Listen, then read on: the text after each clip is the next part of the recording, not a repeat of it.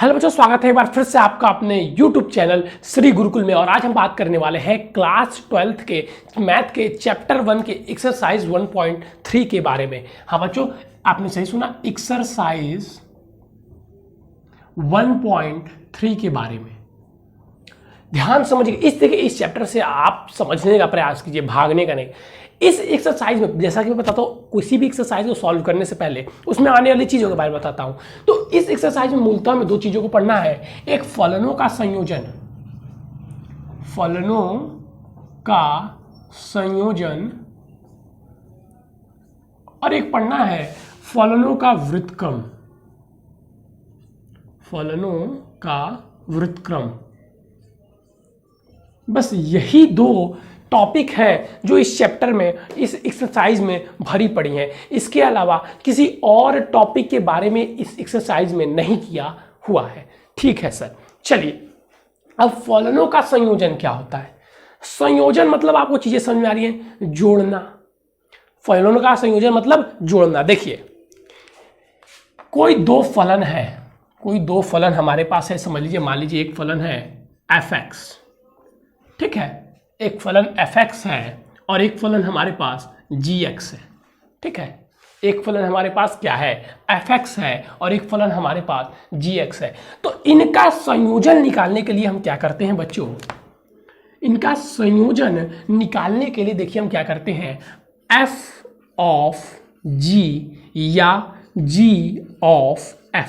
अभी ये चीज़ें आपको ध्यान समझाऊंगा, ये ऑफ कैसे हल करते हैं, क्या चीज़ें होती हैं। पहले इनका संयोजन निकालने के लिए हम क्या करते हैं, या तो f ऑफ g या तो g ऑफ f। इसका मतलब क्या होता है, f ऑफ g का मतलब बच्चों होता है, यहाँ पे लिखता हूँ दूसरा मतलब, यहाँ पे एग्जैक्ट मतलब लिखूंगा। f ऑफ g का मतलब होता है कि फंक्शन fx में कोई फंक्शन gx जोड़ा जा रहा है, और g ऑफ f का मतलब क्या होता है कि फंक्शन gx में कोई फलन क्या जोड़ा जा रहा है, fx जोड़ा जा रहा है। मतलब gx में fx जोड़ा जा रहा है, इसका मतलब होता है fx में gx जोड़ा जा रहा है। अब इसका एग्जैक्ट मीनिंग क्या होता है, एग्जैक्ट मीनिंग के बारे में बात करेंगे। ठीक है बच्चों, ध्यान दीजिएगा। अब इसका मतलब क्या होता है, ये स्पेस मैंने क्यों छोड़ा, इसका सही मतलब ये होता है कि फलन f gx, फलन g fx। अभी ये आप इसको हल करना समझेंगे। देखिए, f ऑफ g का मतलब यही होता है कि फलन f में gx, फलन f में हम g से x की, मतलब फलन f में जहां x है, फलन f में gx रख देते हैं, वही होता है gfog। और GOF होता है फलन g में fx, यानी कि फंक्शन fx रख देते हैं, वो होता है GOF। एक एग्जाम्पल के थ्रू देखेंगे तो आपको चीजें बहुत अच्छी तरीके से समझ में आ जाएंगे। एग्जाम्पल देखिएगा, हमारे पास दो फलन है, एक है fx, fx इक्वल टू हमें चीजें दी हुई हैं क्या, 3x स्क्वायर, और फलन gx हमारा है, छोटा सा एग्जांपल ले रहा हूं इसीलिए, और फलन gx हमारा है x स्क्वायर, फलन gx हमारा क्या है, x स्क्वायर। अब हमसे बोलता है कि इन फलनों का संयोजन यानी कि FOG तथा GOF ज्ञात कीजिए। क्या बोलता है कि FOG तथा GOF ज्ञात कीजिए। तो कैसे ज्ञात करते हैं, जो फंक्शन fx है उसी को रखिए। देखिए फंक्शन क्या है, f है, इसमें हम क्या रख देंगे, gx रख देंगे। पहले जो फंक्शन है, ध्यान रखिएगा, जो पहले फंक्शन है हम उस फंक्शन में दूसरे फंक्शन को रख देंगे। पहले फंक्शन में हम दूसरे फंक्शन को रख देंगे। कैसे सर, तो देखिए पहले ऐसे लिखना आ गया, पहला फलन, और इसमें हम क्या रख देंगे, दूसरे फलन को रख देंगे। जी सर, ये समझ में आ गया। अब पहला फलन क्या दिया हुआ है सर जी, 3x स्क्वायर, और हमने उसमें क्या रखा है, gx रखा है। तो जो x है उस x की जगह हम gx को रख देंगे। x की जगह क्या रखेंगे सर जी, gx को, और gx क्या है, x स्क्वायर। तो x की जगह हो जाएगा x स्क्वायर का स्क्वायर। तो ये चीज़ें क्या हो जाएंगी, ये चीज़ें हो जाएंगी बच्चों सर 3x के पावर 4। अब अगर बात की जाए GOF की, फंक्शन GOF की, फंक्शन GOF की, अच्छा ये एकदम एग्जैक्ट मीनिंग नहीं है, मैंने आपको समझाने के लिए बताया, याद रखिएगा। अब बात की जाए अगर GOF की, तो GOF में हमें G को पहले रखना है और इसमें हमें क्या रख देना है, यानी कि fx रख देना है। जो फंक्शन पहले है उसमें हम दूसरे फंक्शन को रख देते हैं।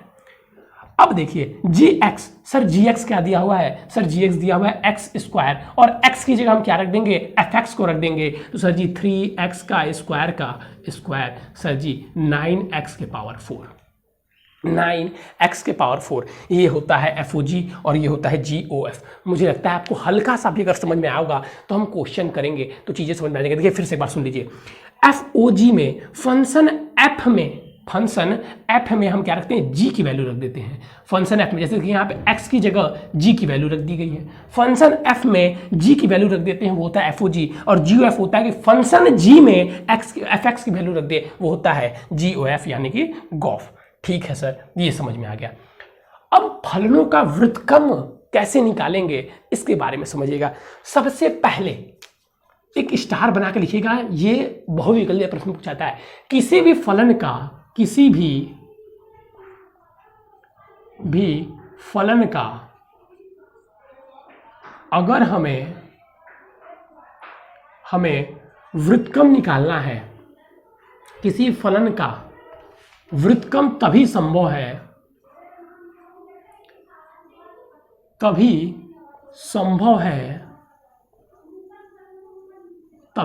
है जब वो एकाकी आच्छादक हो, यानी कि 1:1 हो, एकाकी आच्छादक हो, एकाकी और आच्छादक हो।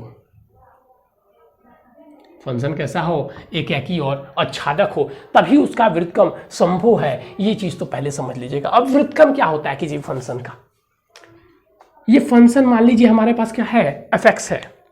एक फंक्शन हमारे पास क्या है, fx है,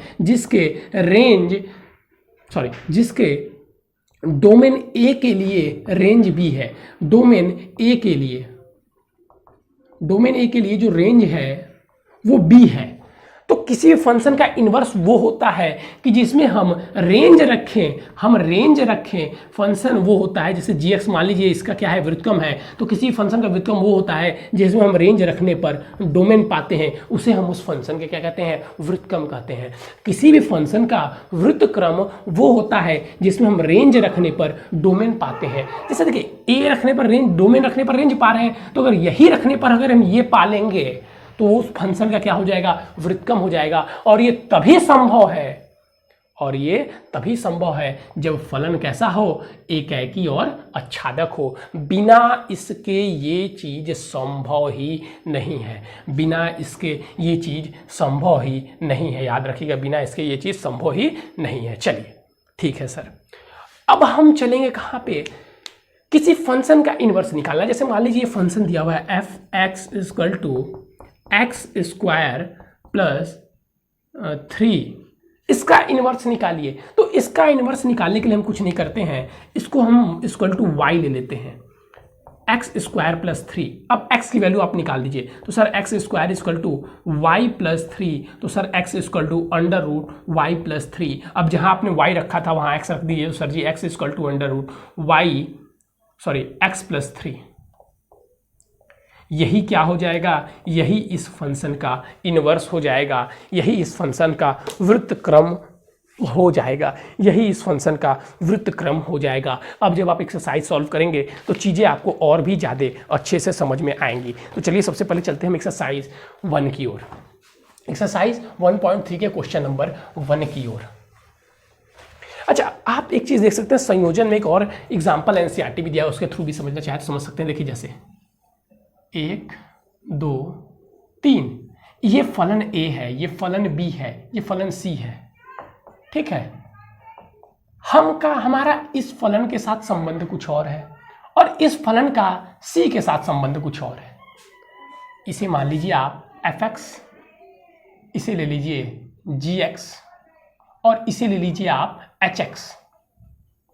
जो फलन fx है वो क्या है सर, जो फलन fx है वो है sir a tends to b, मतलब उसका डोमेन क्या है, ए है, और रेंज क्या है सर जी, बी है। और जो फंक्शन gx है वो है सर, उसका डोमेन क्या है, उसका रेंज क्या है सर, उसका डोमेन है बी और रेंज है सी। और जो फंक्शन अब बोल रहा है कि फंक्शन fx का h के साथ निकाल दीजिए, फंक्शन f का a के साथ, यानी कि डोमेन a से c ज्ञात कर दीजिए। वही ज्ञात करते हैं हम लोग GOF और FOG में, यानी कि डायरेक्ट फलन का संबंध। अब आप एक्सरसाइज करेंगे तभी आपको चीज़ें समझ में आएंगी। जितना चीज़ें मैं समझा सकता था बिना एक्सरसाइज के वो समझा चुका हूँ। चलिए चलते हैं क्वेश्चन नंबर 1 की ओर डायरेक्ट। ध्यान से समझिएगा क्वेश्चन नंबर 1। पहला क्वेश्चन एकदम बेसिक है, जो चीज़ें बताई हैं वही दिया हुआ है। क्वेश्चन नंबर 1 कह रहा है कि मान लीजिए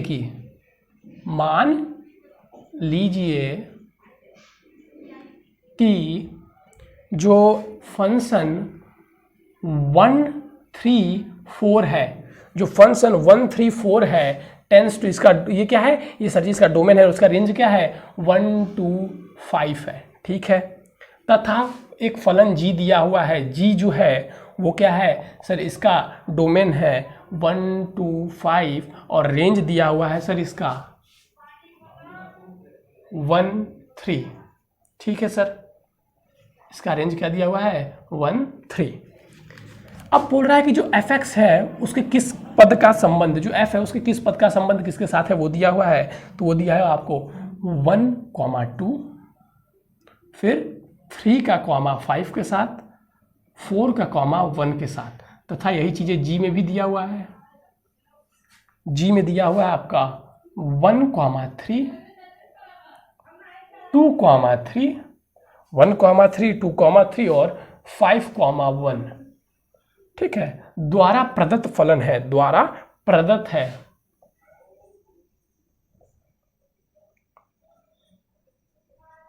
प्रदत्त है। GOF ज्ञात कीजिए,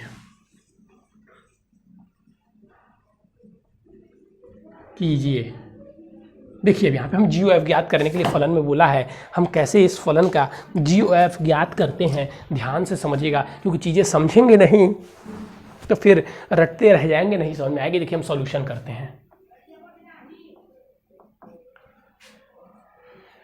क्या बोल रहा है, GOF निकालना है, GOF। इसका मतलब मैंने आपको क्या बताया था कि G में फंक्शन G में हम F को रखते हैं। जी सर, G में F को रखते हैं, तो F का पहला डोमेन क्या है सर जी F1। तो G में हम पहले F1 के लिए निकाल लेते हैं। हम क्या रखते हैं, G में F1 रखते हैं।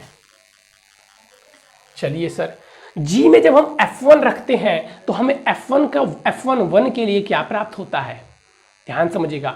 हमें F1 1 के लिए क्या प्राप्त होता है, तो हमें F1 1 के लिए जो है वो क्या प्राप्त होगा। यहाँ पे हमने देखिए, यहाँ पे देखिए दिया हुआ है F1 1 का, देखिए ये जो दिया हुआ है ना, ये F1 1 के लिए दिया हुआ है, 2 है, फिर 2 के लिए जो दिया हुआ है, तो ये चीज़ें हमें दी हुई हैं, ठीक है। और यहाँ से हमें क्या निकालना है, यहाँ से अब हमें GOF निकालना है। तो GOF का मतलब मैंने आपको क्या बताया था कि फंक्शन G में देखिए यहाँ पे x नहीं दिया हुआ है, इसलिए उसको x से प्रदर्शित नहीं किया जा रहा है, ठीक है। यहाँ पे क्या नहीं दिया हुआ है, यहाँ पे x नहीं दिया हुआ है, इसलिए उसे x से प्रदर्शित नहीं किया जा रहा है। देखिए, तो हम पहले 1 के लिए निकाल रहे थे, तो सर F1 के लिए आएगा क्या, इसका किसके साथ है सर, 2 के साथ, तो FG2 और G का 2, अब G का 2 जाइए, F का अगर हम रखें ये चीज, F की जगह 1 रखे, तो F का फंक्शन 1 का था, क्या था डोमेन, रेंज क्या था 2 था, तो 2 आ गया। अब G का 2 डोमेन बन गया, अब इसके डोमेन के लिए रेंज क्या होगा, तो 2 के लिए सर 3 है, 2 के लिए 3 है। तो GOF में पहला संबंध क्या बना, 1 के लिए 1,3, पहला संबंध बना 1,3, पहला संबंध क्या बना, ध्यान से देखिए सर, पहला संबंध बना 1,3। अब इसी प्रकार हम लोग नेक्स्ट आगे बढ़ेंगे। पहला संबंध हमने बना लिया। अब इसी प्रकार हम आगे चलते जाएंगे और संबंध का निर्माण करते जाएंगे। अब देखिए नेक्स्ट क्या है, 3 है, तो sir GOF equal to G। अब 3 के लिए F3 है ना, तो F3 इक्वल टू, तो F3 का मान क्या है, F3 का मान 5 है, तो यहाँ पे 5 हो जाएगा। अब G5 का मान क्या है सर, G5 का मान, जी बिल्कुल, G5 का मान क्या है सर, G5 का मान 1 है। तो दूसरा हमारा क्या हो गया, दूसरा संबंध हमारा हो गया क्या रखा था यहाँ पे हमने, 3 के लिए 1, 3 के लिए 1। अब देखिए, अब फिर हमें GOF निकालना है, क्योंकि एक फंक्शन और बचा हुआ है 4, क्योंकि F जहाँ तक रहेगा तहाँ तक हम निकालेंगे। तो F4 अब हम निकालते हैं। हम सर F4 निकालेंगे तो F4 रखने पे क्या आएगा, G की वैल्यू सर F की 4 जो डोमेन है तो हमें रेंज 1 प्राप्त होगा, तो यहाँ पे हो जाएगा G1। अब G1, अब G में 1 डोमेन रखने पर रेंज क्या प्राप्त होगा सर, 3 होगा। G में 1 रेंज रखने पर डोमेन क्या प्राप्त होगा, 3 होगा। तो सर ये हो जाएगा 4,3, 4,3। जहाँ तक मुझे लगता है आपको चीज़ें समझ में आई होंगी। आपका पहला क्वेश्चन था, तो हमारा रेंज क्या हो जाएगा 4,3। तो हमारा जो GOF हो गया, ये क्या हो गया, GOF जो हमें फाइंड करने के लिए बोला गया था, क्या हो गया 1,3, 3,1 और 4,3।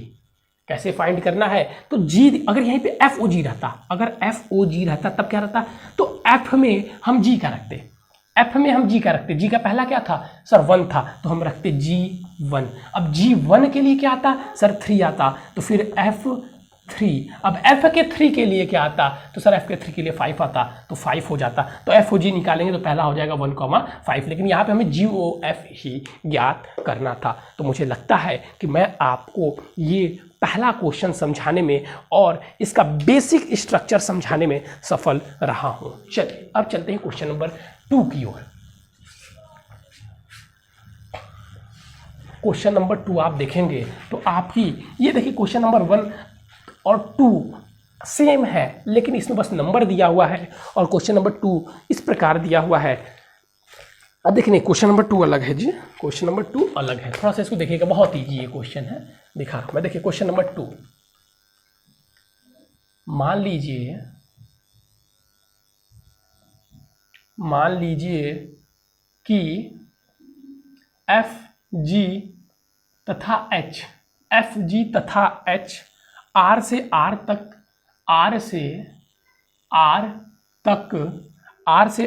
दिए फलन है,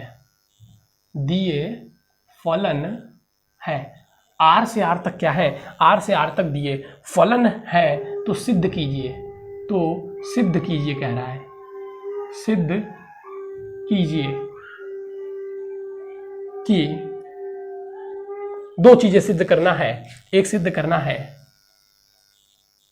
F plus G of H equal to FOH plus GOH, और दूसरा सिद्ध करना है F dot G equal to of H equal to FOH dot GOH। Dot का मतलब क्या होता है सर जी, मल्टीप्लाई। देखिएगा अब इसको ध्यान से समझिए, ये बहुत इजी है। अक्सर कुछ बच्चे कहेंगे सर कम्युनिटेटिव लॉ लगा के इसको मल्टीप्लाई कर दे, डिस्ट्रीब्यूटिव ला के इसको मल्टीप्लाई कर दे, वो चीज़ें आ जाएगी। बिल्कुल आप कर सकते हैं वैसे, लेकिन ये तरीका सही नहीं होगा, क्योंकि हम यहाँ पे फलन पढ़ रहे हैं, ठीक है। तो करेंगे वही चीज़, बस थोड़ा सा अलग रखे। F प्लस जी में इसका मतलब क्या होता है, F प्लस जी का मतलब क्या होता है, F plus g of H, मतलब F प्लस जी में H का फंक्शन, हम लोग यही ना पढ़े हैं, F प्लस जी में H का फंक्शन, तो वही चीज़ कर दीजिए, यहाँ पे हम LHS ले लेते हैं और क्या रखते हैं F plus g of H, और हमें क्या पता है कि सर इसका मतलब ये होता है कि F plus g of H का मतलब होता है HX, यानी कि ये फलन जो है हम यहाँ पर रख रहे हैं। जैसे GOF का मतलब क्या होता था सर GFX, ठीक है, तो वही चीज़ें हैं GFX, तो यहाँ पे ये चीज़ें हमने रख दी। अब इसका मल्टीप्लाई दोनों के अंदर कर सकते हैं, क्योंकि यहाँ पे बॉफ नहीं लगा होता, तो क्या आ जाएगा sir, F H x plus जी H x, F H x और जी एच एक्स। अब बताइए आप एफ जी एक्स को क्या लिखते थे सर, एफ ओ जी, एफ जी एक्स को क्या लिखते थे, एफ ओ जी। फलन एफ में जी का मान रखते थे तो एफ ओ जी। तो इसी प्रकार फलन एफ में आप एच का मान रखते हैं तो इसको क्या लिख सकते हैं, एफ ओ एच, और फलन जी में एच का मान, जी में एच का मान रखते हैं तो इसे जी ओ एच। और यही क्या था हमारा आर एच एस, हमने इसको सिद्ध कर दिया। ठीक इसी प्रकार आपको ये भी करना है, तो इसमें भी पहले हम LHS लेंगे। सर LHS लेने के बाद क्या करेंगे, LHS आ जाएगा हमारा एफ डॉट जी और OH। अब OH का ऑफ का मतलब क्या होता है सर जी, H का मतलब इसमें H का फलन, इसमें H का फलन, तो G डॉट F में हमने क्या रखा, H का फलन HX। अब HX का मल्टीप्लाई दोनों में कर देंगे तो G F HX F फिर सर HX और डॉट जी एच एक्स। अब फिर वही चीजें, G X equal to G of लिखते हैं तो इसको क्या लिख सकते हैं सर, लिख सकते हैं F O H dot sir G O H, और यही क्या था हमारा आर एच एस। तो इस सिद्ध करने का तरीका किस प्रकार है, यहाँ पे लिख सकते हैं बाय डिस्ट्रीब्यूटिव लॉ, ऐसे लिखने की जरूरत नहीं, बाय डिस्ट्रीब्यूटिव लॉ। ठीक है, चलिए इसको लिखने की भी जरूरत नहीं है, नहीं लिखना होगा तो मत लिखिएगा, वही आवश्यक नहीं है, लेकिन इसको किस प्रकार हल करते हैं वो चीज़ें मैंने आपको बता दी है। अच्छा सर, ठीक है सर, समझ में आ गया। नेक्स्ट चलते हैं क्वेश्चन नंबर 3 की ओर। ये प्लस माइनस करना कोई बहुत बड़ी बात अभी तक नहीं थी, इसको सिद्ध करना। अब क्वेश्चन नंबर 3 देखिए, ये आने वाला क्वेश्चन है। क्वेश्चन नंबर जो 3 है ये आने वाला क्वेश्चन है। ये क्वेश्चन आपको आना भी चाहिए, क्योंकि ये ऐसे क्वेश्चन पेपर में आते रहते हैं। अभी तक देखिए मैंने सारे क्वेश्चन बताए हैं, लेकिन 3 में, क्वेश्चन नंबर 3 में 2 पार्ट है, जिसमें से मैं एक पार्ट बताऊंगा। कह रहा है GOF तथा FOG ज्ञात कीजिए यदि क्या हो, पहला जो fx हो वो x तथा gx इक्वल टू क्या हो, 5x - 2। तो एक मैं बता दे रहा हूँ, दूसरा वाला आप अपने से कर लेंगे, क्योंकि सेम एक ही तरह समझिए तो है। देखिए यहाँ पे अब fx तथा gx इक्वल टू ये दिया हुआ है, हमें निकालना क्या है, पहले हम निकालना है GOF। तो GOF निकालते हैं। GOF का मतलब क्या होता है सर, g में फलन fx, g में फलन fx।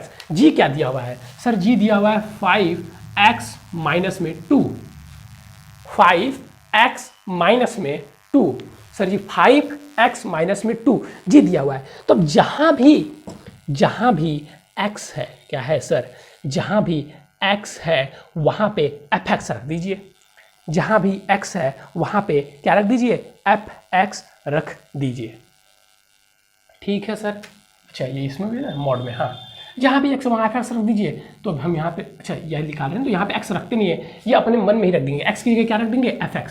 ठीक है, यहाँ पे रख देंगे तो फिर दोबारा रखेंगे तो देखने में गलत हो जाता है, देखने में नहीं, वो गलत हो ही जाता है। तो fx रख दिए। अब fx क्या है, अब मैं आपसे पूछूँ कि fx क्या है, तो sir fx equal to mod x। तो मॉड x लिख दीजिए, 5 मॉड x - 2 हो गया, बस खत्म, इससे ज़्यादा नहीं करना था। फिर क्या करना है सर जी करना है GOF। GOF में आपको क्या करना है कि f की में gx रखना है। तो f की वैल्यू क्या दी हुई है सर जी, f की वैल्यू दी हुई है मॉड x।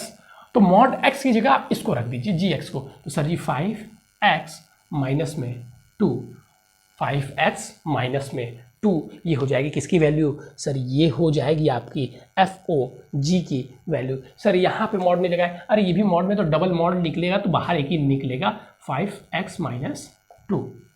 चलिए ठीक है, तो ये था तीसरे का आपका पहला। ऐसे ही दूसरा वाला है जो आप स्वयं से खुद से करेंगे, जो आप खुद से करेंगे।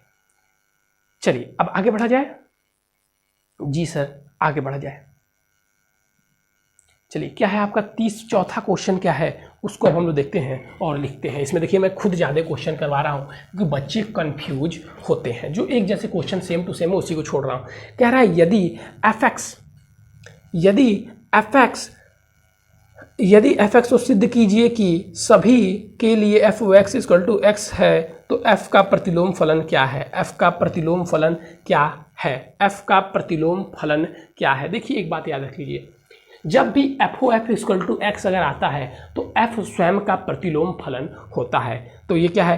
पहला प्रतिलोम फलन है। तो मैं पहले ये नहीं बताऊंगा क्योंकि प्रतिलोम फलन आपको निकालने के लिए आना चाहिए। तो प्रतिलोम फलन निकालने के लिए यहाँ पे प्रतिलोम फलन निकालना है, हमको इसको एफ ओ एफ ही निकालना है। तो चलिए निकाल लेते हैं। चौथा वाला सिद्ध करना है हमको कि f o f equal to x है और एफ का प्रतिलोम फलन क्या है। चलिए तो ये हो जाएगा हमारा, लिखा है यदि एफ एक्स इक्वल टू, क्या दिया हुआ है sir? F x equal to दिया हुआ है 4x प्लस 2। इसको देखने के बाद आपकी थोड़ी सी बुद्धि भी खुलेगी, इसीलिए कर रहा हूँ। 6x माइनस में 4, x is not equal to 2/3। तो सिद्ध कीजिए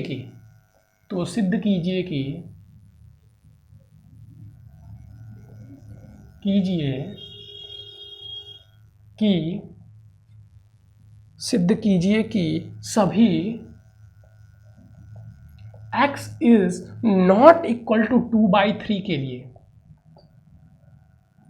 2/3 के लिए जो एफ ओ एफ है, एफ ओ एफ क्या है? इज इक्वल टू एक्स है, ठीक है। और एफ का प्रतिलोम फलन ज्ञात कीजिए, एफ का प्रतिलोम फलन ज्ञात कीजिए।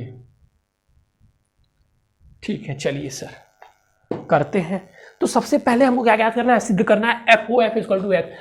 पहले हम यही करते हैं, पहले यही निकालेंगे और वही अपने आप प्रतिलोम फलन देखिए कैसे सिद्ध हो जाएगा। तो एफ ओ एफ निकाल के दिखाना है। तो सर एफ ओ एफ, अब इसमें कैसे करेंगे? तो सर एफ ओ एफ का मतलब कुछ नहीं है, जो दूसरा फलन है उसी का मान रख दीजिए। तो सर जी एफ एक्स ये आएगा, बिल्कुल, तो एफ एक्स ही आप रख दीजिए। एफ में एफ का ही मान हो जाएगा एफ ओ एफ। ठीक है सर, चलिए रख देते हैं। तो क्या है सर? दिया हुआ है 4x। अब x की जगह फिर आपको क्या रखना होगा? पूरा फलन f रखना होगा। तो पूरा फलन f रख दीजिए। हो जाएगा क्या सर? 4x प्लस 2 अपॉन में 6x माइनस में 4, प्लस में दिया हुआ है 2 और रख दीजिए, और नीचे फिर 6 और x की जगह, क्योंकि x की जगह हम क्या रख रहे हैं? fx, तो f की जगह फिर पूरा फंक्शन fx रख देंगे। तो हो जाएगा क्या सर? हो जाएगा 4x प्लस 2 अपॉन में 6x माइनस में 4 और नीचे -4। ये चीज़ें आ जाएंगी फलन को रखने के बाद। ये चीज़ें आ जाएंगी क्या करने के बाद? फलन को रखने के बाद। ठीक है, चीज़ें समझ में आ रही हैं? जी सर, बिल्कुल समझ में आ रही हैं। अब हम एक काम करते हैं, इसका एलसीएम ले लेते हैं। सॉल्व करने के लिए इसका एलसीएम ले लेते हैं। देखिए, तो इसका एलसीएम लेंगे और ये ऊपर इसका मल्टीप्लाई हो जाए, तो ये 4 का मल्टीप्लाई 4 में करेंगे सर जी 16x प्लस 8, ये एक ब्रैकेट में हो गया। और इसका एलसीएम हम ले लिए, तो यहाँ पे क्या हो जाएगा? यहाँ पे हो जाएगा 2 का मल्टीप्लाई 6 में, सर जी 12x माइनस में 8। और देखिए एलसीएम लेने के बाद ऊपर नीचे दोनों चीज़ें सेम है, इसीलिए एलसीएम लिया है। तो 6x माइनस 4 यहाँ से कट जाएगा। ठीक है, तो इसका मल्टीप्लाई कर दीजिए सर जी 24x प्लस 12, और फिर इसका मल्टीप्लाई 4 में कर दीजिए, तो माइनस में एक आ जाएगा 24x और -16, ब्रैकेट खुलेगा तो वो प्लस हो जाएगा। अब बस क्या करना है? अब बस ब्रैकेट को खोल के हल कर दीजिए, चीज़ें आपके सामने प्रत्यक्ष रूप से आ जाएंगी। कैसे सर?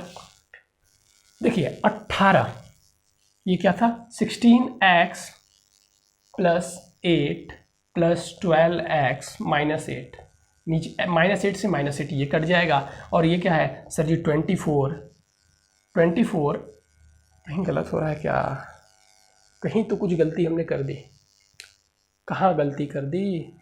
6 6 12, 6 चौके 24, कहीं क्वेश्चन ही तो गलत नहीं दिया ना? fx प्लस 2, ठीक है,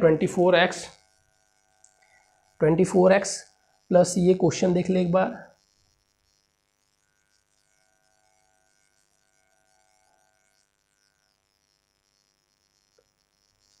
कहीं गलती हुई? 2 ही दिया हुआ था, 2 ही दिया हुआ था सर। चलिए तब आगे किया जाए। जब 2 ही दिया हुआ था तो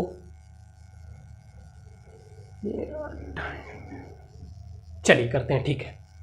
तो 24x, कहीं क्वेश्चन में हमने गलती नहीं की है तो आंसर सही आएगा। 24x प्लस 12 माइनस में 24x और प्लस 16, ठीक है। अब क्या होगा सर, 8 से 8 कट गया, यहाँ पे देखिए 24x से 24x कट जा रहा है। अब इसको सॉल्व कर दीजिए, तो सर सॉल्व करने पे ऊपर आएगा, क्या आएगा, 28x अपॉन में क्या आ जाएगा सर, 28 से 28 कट गया x, यानी कि जो f है वो आपने निकाला तो वो x के बराबर आ रहा है। जो f आपने निकाला मतलब f का फलन खुद से करने पर वही आ रहा है, ठीक है। देयरफॉर f क्या है, खुद का इनवर्स है, f is inverse of itself. तो हम क्या कर सकते हैं, क्योंकि देखिए x का मान रखने पर x ही प्राप्त हो रहा है, तो फिर x ही प्राप्त होगा, ठीक है। तो इसका मतलब क्या हुआ, जो f है, f खुद का क्या है, व्युत्क्रम है, यानी कि प्रतिलोम है, तो f इनवर्स क्या हो जाएगा सर जी, f इनवर्स हो जाएगा, यहाँ पे लिखेंगे, ऐसे नहीं लिख देंगे, लिखेंगे, क्योंकि देखिए मैंने लिखा नहीं ना, लिख देता हूँ, क्योंकि जो f है वो x के बराबर है, अतः फलन fx खुद का प्रतिलोम है। तो f inverse x equal to क्या हो जाएगा सर जी, हो जाएगा 4x प्लस 2 अपॉन में 6x माइनस में 4, 6x माइनस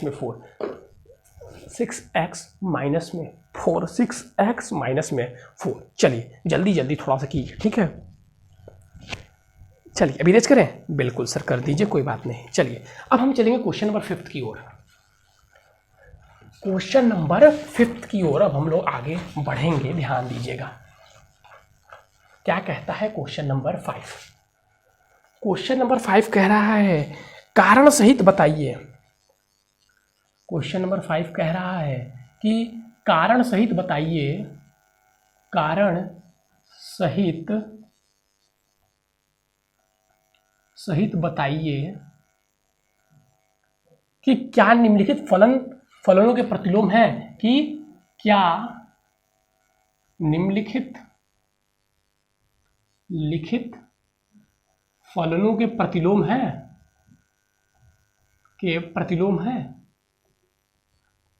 तो इससे पहले आपको क्या पता होना चाहिए कि किनका प्रतिलोम होता है, तो सर वो फलन जो एकाकी तथा आच्छादक होते हैं उनका प्रतिलोम संभव होता है। चलिए बहुत बढ़िया, बिल्कुल ठीक। तो 1 2 3 4 और सर इक्वल टू 10, जहां जो बता रहा है आपका f जो है वो क्या है, 1,10 है,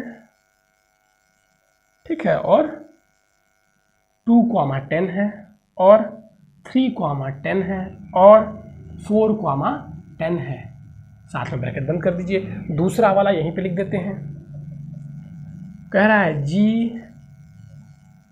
5 6 7 8 टेंस टू 1 2 3 4, जहाँ कह रहा है बच्चों कि g इज इक्वल टू 5,4, 5 का एलिमेंट 4 है, और 6,3 और 7,4 और 8,2, ठीक है। थर्ड की हम बात करते हैं कि h दिया हुआ है 2, 3, 4, 5 टेंस टू 7 9 11 और 13, जहां h इज इक्वल टू 2,7, 3,9 और 4,11 और 5,13। चलिए ध्यान दीजिएगा, क्वेश्चन हमने लिख लिया तो चीज़ों पे ध्यान दीजिएगा, मेहनत लगती है चीज़ों को करने में। तो भाई बेल आइकन और कमेंट मतलब लाइक और कमेंट जरूर किया। चलिए देखिए इधर 1 2 3 4 5, 1 2 3 4 5 फलन ये है। अच्छा, तो ये फलन का प्रतिलोम होगा कब? सर जी जब ये फलन एकाकी और आच्छादक होगा तो आपको करना क्या चेक है, ये फलन एकाकी और आच्छादक है कि नहीं है, बस उसे चेक कर लीजिए, कहानी खत्म। चलिए चेक करते हैं कोई फलन एकाकी कब होता है। यहाँ पे देखिए 1 का संबंध 10 से है और 2 का भी संबंध 10 से ही है, तो ये फलन क्या है, एकाकी है ही नहीं। ये और 3 का भी 10 से ही है, तो क्योंकि बस डायरेक्ट यहीं पे लिखना है इसका उत्तर यही, क्योंकि अरे एकाकी फलन क्या होता है, 1 का संबंध 1 से, लेकिन हम लोग देख रहे हैं यहाँ पे 1 का भी संबंध 10 से है, 2 का भी 10 से है, 3 का भी 10 से है, 4 का भी 10 से है। तो क्योंकि ये फलन एकाकी नहीं है अतः इसका प्रतिलोम संभव नहीं है, प्रतिलोम नहीं ज्ञात किया, इसका प्रतिलोम नहीं ज्ञात किया जा सकता,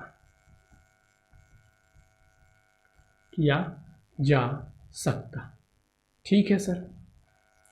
दूसरे वाले में आइए, कह रहा है 5 का एलिमेंट 4 से, इसमें भी हम एकाकी और आच्छादक की चेक करेंगे। 5 का एलिमेंट 4 से है, बिल्कुल ठीक है। 6 का 3 से है, 7। अब यहाँ पे देखिए क्योंकि 5 का एलिमेंट भी 4 है और 7 का एलिमेंट भी 4 है, तो ये भी फलन क्या है, एकाकी नहीं है। तो क्योंकि ये फलन एकाकी नहीं है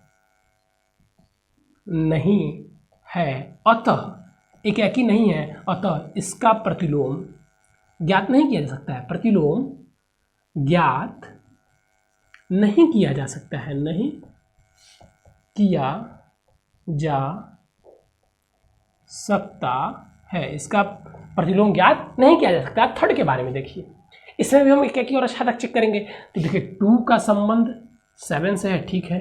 3 का संबंध 9 से है, ठीक है। 4 का संबंध 11 से है, ठीक है। 5 का संबंध 13 से है, ठीक है। अब चेक कीजिए क्या कोमेन और डोमेन जितने भी थे सबका किसी न किसी के साथ संबंध है और एक ही से है, अतः ये फलन क्या है, ये फलन तो लिखेंगे इसमें भी, ये फलन एकाकी आच्छादक दोनों है, तो इसका प्रतिलोम क्या है, संभव है, इसका प्रतिलोम ज्ञात किया जा सकता है। तो क्योंकि ये फलन एकाकी तथा आच्छादक है अतः इसका प्रतिलोम ज्ञात किया जा सकता है,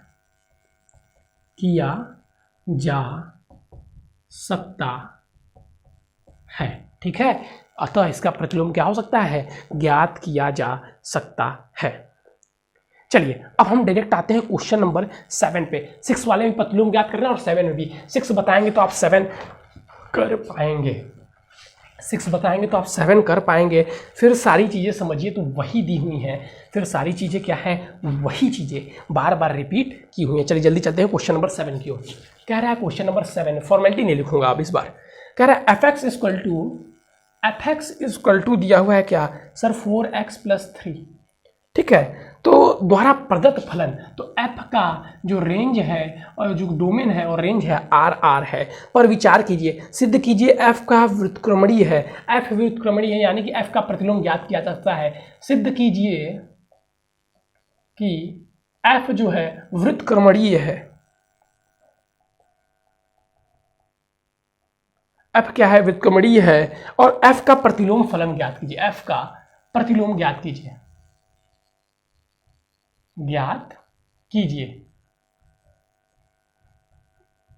यानी कि f इनवर्स ज्ञात करना है हमें। क्वेश्चन नंबर किसमें, 7 में f इनवर्स ज्ञात करना है, ठीक है। चीजें समझ में आ रही हैं जी सर, चीजें समझ में आ रही हैं। देखिए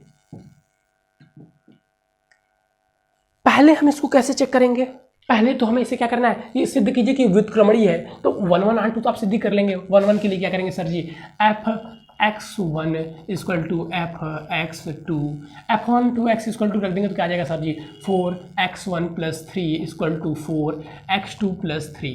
तो सर 3 इधर भी कट जाएगा, 4x1 = 4x2, 4 से 4x1 + x2। ये क्या सिद्ध करता है, ये सिद्ध करता है कि ये फलन क्या है, एकाकी है, अतः ये फलन एकाकी है।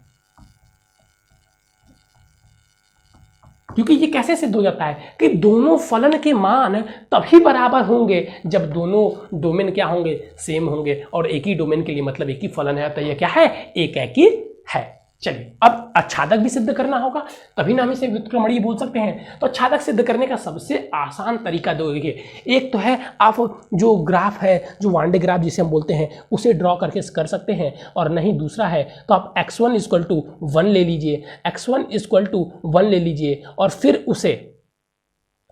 उसे क्या कर दीजिए, फलन में रख दीजिए। अगर y प्राप्त हो जाता है तो समझ लीजिए कि आपकी चीज़ें क्या है, आपकी चीज़ें जो है वो आच्छादक है। जैसे देखिए हम रख देते हैं यहाँ पे कि f x1 equal to y, f x1 equal to हम क्या ले लेते हैं, ध्यान समझिएगा, एफ x1 इक्वल टू हम ले लेते हैं y, F x1 equal to हम क्या ले लेते हैं y। तो देखिए अब यहाँ पे रख दीजिए सारी चीज़ें, x1 इक्वल टू, तो y इक्वल टू में 4x1 प्लस 3, ठीक है। तो ये क्या हो जाएगा सर जी, ये हो जाएगा y माइनस 3 अपॉन में 4, x1 इक्वल टू क्या हो जाएगा, y माइनस 3 अपॉन में 4। तो यहाँ से हम क्या देख पाते हैं कि y जो है वो एलिमेंट ऑफ r है, y जो है एलिमेंट ऑफ r है।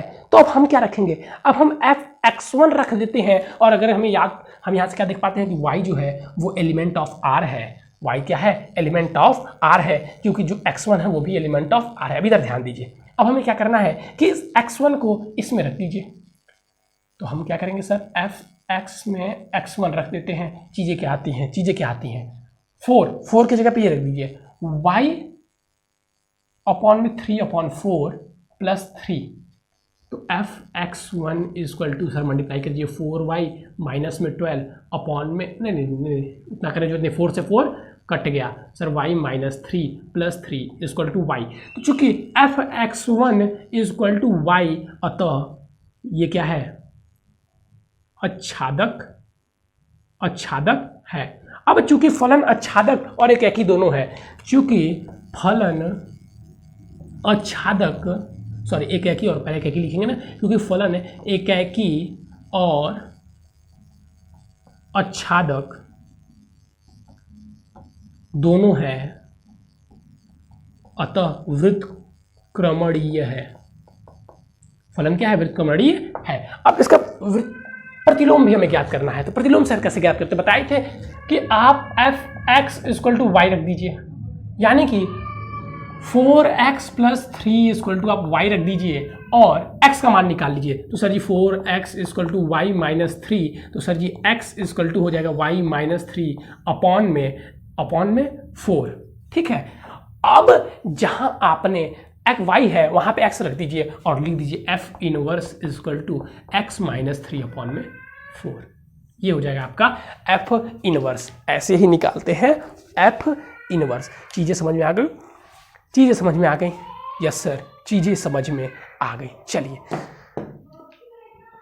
कहीं कहीं आप देखेंगे तो ऐसे भी देता है कि f इनवर्स, इसी को ऐसे लिख देगा f inverse y equal to में y माइनस 3, तो ऐसे भी लिख सकते हैं, ऐसे भी कोई दिक्कत नहीं है, लिखते हैं ऐसे दोनों भी जिस प्रकार से आप चाहें लिख सकते हैं, ठीक है। तो ये था आपका क्वेश्चन नंबर, कौन सा क्वेश्चन नंबर था 7। अब इसी के साथ हमें क्वेश्चन और कर लेते हैं। चलिए सर, इसी के साथ अब कौन सा क्वेश्चन किया जाए।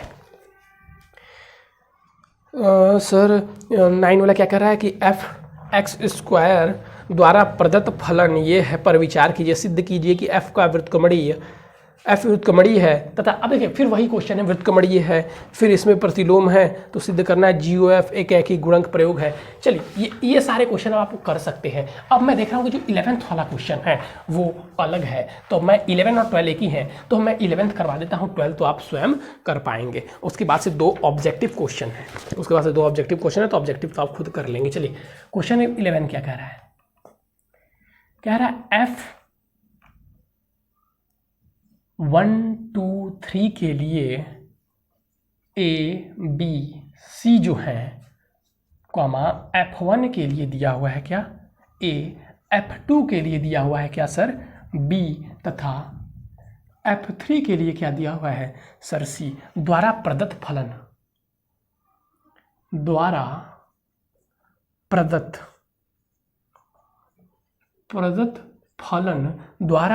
फलन f पर विचार कीजिए। क्या कीजिए, विचार कीजिए f पर विचार कीजिए और सिद्ध कीजिए, और सिद्ध कीजिए, विचार भी कीजिए और सिद्ध कीजिए कि f इनवर्स, देखिए 12 वाला भी यही है और 11 भी यही है और 12 भी है। f इनवर्स का इनवर्स जो हो जाएगा वो f है। f इनवर्स का f जो है, f इनवर्स का इनवर्स जो है वो f के बराबर है। ये हमें सिद्ध करना है 11 और 12 में। तो इसको कैसे करेंगे?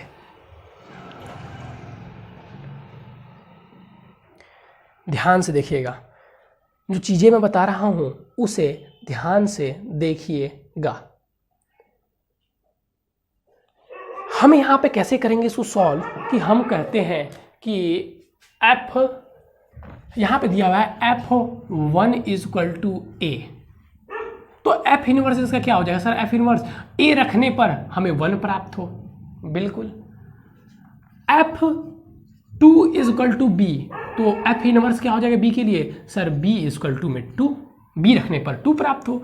f3 इक्वल टू में c, तो f इनवर्स क्या हो जाएगा? सर fc इक्वल टू में 3।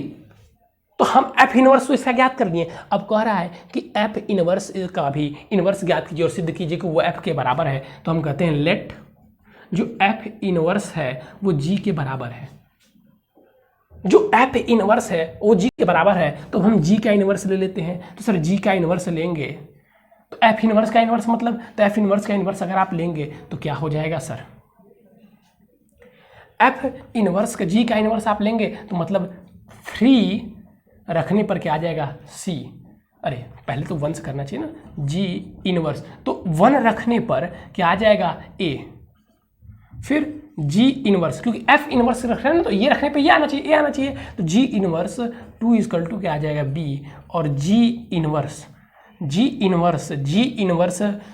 3 रखने पर क्या आ जाएगा? c। और ये g इनवर्स जो है ये क्या है? f इनवर्स का ही तो हम इनवर्स लिए हैं, जो ये g, ठीक है। और ये जो g इनवर्स है ये है क्या? ये वास्तव में f इनवर्स का ही तो इनवर्स है। और ये f इनवर्स का इनवर्स देख रहे हैं कि a b c, 1 रखने पे a प्राप्त हो रहा है, 2 रखने पे b प्राप्त हो रहा है और 3 रखने पर c प्राप्त हो रहा है। तो हम इससे क्या कह सकते हैं? हम इससे कह सकते हैं हेंस।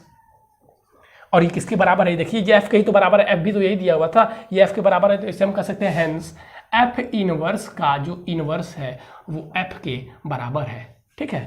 ये f के बराबर है। इसी के साथ जो आपका ये एक्सरसाइज भी पूरा हो गया। इस एक्सरसाइज में भी आपका पूरा हो गया। कोई चीज़ें नहीं समझ में आई, कोई क्वेश्चन आप एक्सरसाइज सॉल्व करने बैठते हैं नहीं आता है, आप बेझिझक हमसे पूछ सकते हैं। चलिए बच्चों, आज के लिए बस इतना ही। Thank you, have a nice day. आप अपने फ्रेंड को भी शेयर कीजिए, और आप अगर बच्चे नए हैं, हमारे चैनल को पहली बार देख रहे हैं, तो प्लीज़ चैनल को सब्सक्राइब कर लीजिए और डिस्क्रिप्शन में दिए गए व्हाट्सअप नंबर से भी हमें जुड़ जाइए। थैंक यू बच्चों, हैव अ नाइस डे।